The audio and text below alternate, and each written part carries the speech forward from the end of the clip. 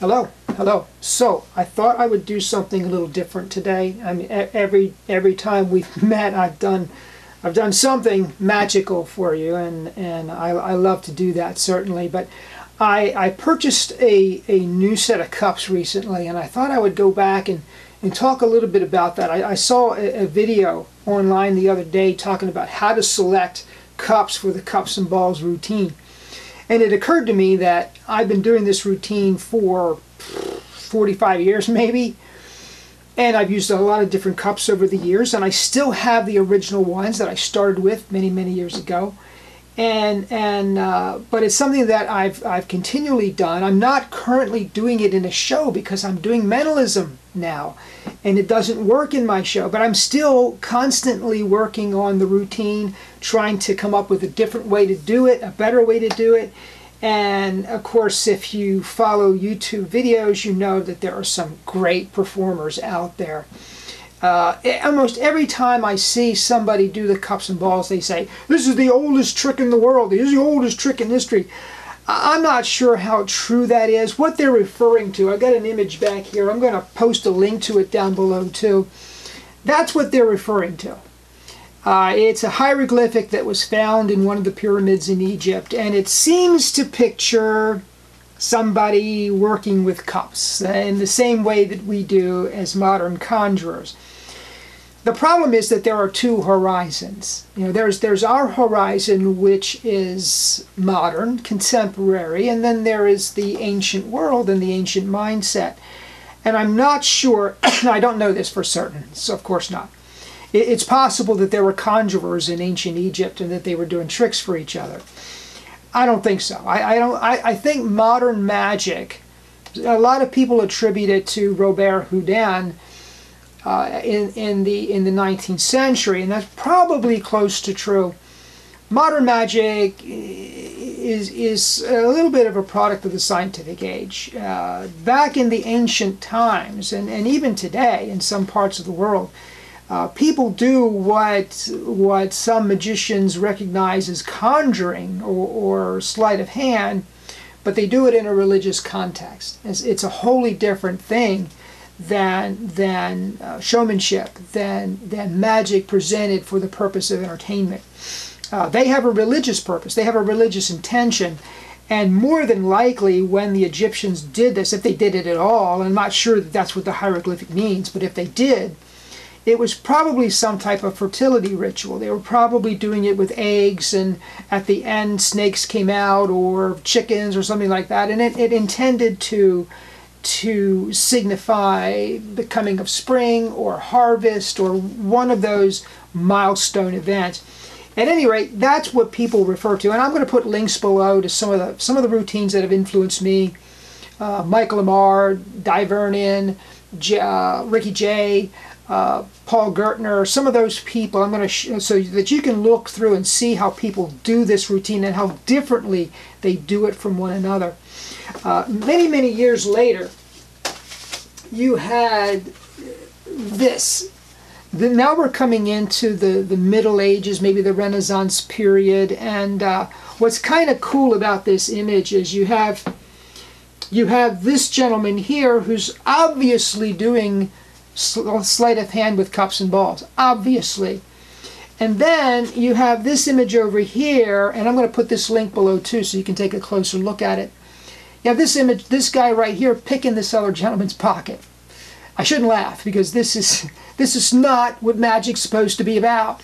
It's certainly a perversion of what we do, and but a lot of magicians have made a living on the persona of the hustler or the scoundrel. Harry Anderson comes to mind. He was a great performer. I loved Harry Anderson, and he was the lovable scoundrel, if you will. But that was the Middle Ages, coming up out of the ancient period, and then we get into the modern time, and I think this is what connects magicians with the cups and balls. It is historic, it is ancient. And when you perform it, you have all these elements at work. You know, I have this wand now that was made for me by a gentleman on Etsy, And I recommend personally that when you perform, that you perform with tools and instruments that you feel good about. This is a handmade wand, and there's only one like it, and I have it, and they're not that expensive. You go on Etsy, you can find these, and you can find great things that you feel good about performing about. In any case, when I was in my 20s, so now we're going back some time, I bought an inexpensive set of cups and bowls. These would be the Morrissey Cups, right here. They're very inexpensive, and magic dealers will tell you not to get them because they don't last. I can tell you I performed with these weekly, at least. I performed weekly, and I rehearsed with them. And this set is at least 40 years old, maybe. So, and they're fine. I could perform with them today if I wanted to. When I started doing a stage show, and I started doing Grand Illusion, I didn't want to stop doing the cups and balls. So I started using these slightly bigger cups. You can see it this way, slightly bigger cups. And they're gold, and the balls that went with them were much larger as well. And this worked fine for me in a stage setting. Now I used these, I'm thinking 11 years. So I stopped using these when I graduated from living rooms and private parties. I started doing full stage. I started using these, and maybe that was 11 years I performed with these, and I might have paid $30 for them. They're pretty well dented, they're dinged, but you know what? If I wanted to work with them today, I certainly could. There's nothing wrong with them. I went through a period where I really wanted handmade props. And so I contacted a local wood turner, and I asked him if he could turn. I gave him these as a model, the cups that I currently had as a model, and I said, could you turn these out of wood? And he did, and this is what he made. And I was thrilled to get them. And you might think, well, on a grand stage, this is fantastic. They're big, they're large, they're easy to see. Yeah, but the balls that I was working with to make these things work were about that big. They were like golf ball size, and the final loads were enormous too. So they created a whole different set of problems when I graduated to this set. I used it for a very short time. I went back to this because this wasn't working for me, but this is a hand-spun set. You won't find these in a magic store. You won't find them anywhere. Hand-spun. This is the only set like it in the world, and that wasn't that expensive. I'm making the point because you can spend $600–700 on a set of cups and balls. You can do that, and there's reasons for doing it, and magicians do it all the time. I've never done it. Over here, now this bag and this bag right here, I'm going to show it to you in a minute. These are handmade bags made by this person right here. You can find her on Etsy. A well-appointed witch is what she calls herself, and she does the very best bags I have ever seen. They're primarily for tarot, and I have a collection of maybe 50 or 60 tarot decks, and I use or work with 5 or 6, and the ones that I work with, I use her bags. They're magical. What else can I say? They're magical, and if you care about your props and you want props that are made with intention and made with love and made with purpose, you want to contact her and and get her to do some things for you. Now, she also custom makes bags. She made a bag for me for my linking rings, which I carry around. She did a wonderful job. I told her what I was doing it for. I told her what I wanted, and she made it for me. Now, these particular bags, this particular bag holds another wooden set. This was my original wooden set. I wanted to work with a wooden set, so I got this. I got this from a magic dealer. As you might guess, they don't stack that well. You can see now. If you look at these, you see how they're machined. They stack perfectly. They don't give. These give. These don't give either.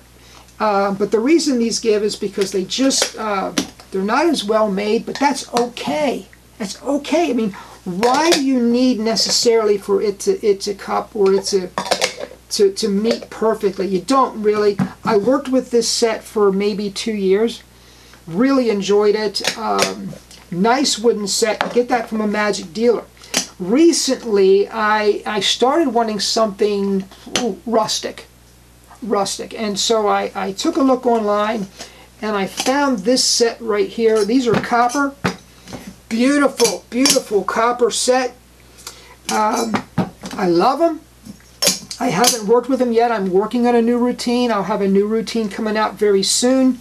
But no sooner did I get these, bring them home, and started working with them, that another set came along. Now, I'm not a person to spend a lot of money on cups. I did not spend a lot of money on these, but I fell in love with them the minute I saw them. And when, you know, sometimes you fall in love with something, you order it, it comes in the mail, and you think, oh my God, what did I do, right? It doesn't look anything like the thing I ordered. Well, these, I ordered these. Oh, by the way, this bag is another one from the Well-Appointed Witch. My favorite bag for cups and balls. It's a beautiful thing. But these are the new ones. Now, you're probably thinking, well, come on, Dave, show us the cup and ball routine. I do have a cup and ball routine with these that is posted. I'll put the link below. I'm not proud of that routine. It's a routine I did when I did full stage. It's a simple routine. I think people can follow it well because they see the balls appear, they see them disappear, they see the final load sequence. All good.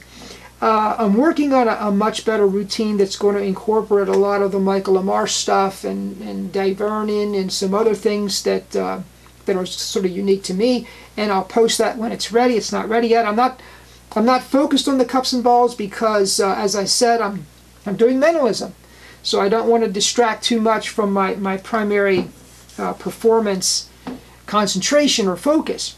But these, take a look at those. They are available online right now. I don't know how much longer they will be, but they stack beautifully. They look beautiful. They're heavy.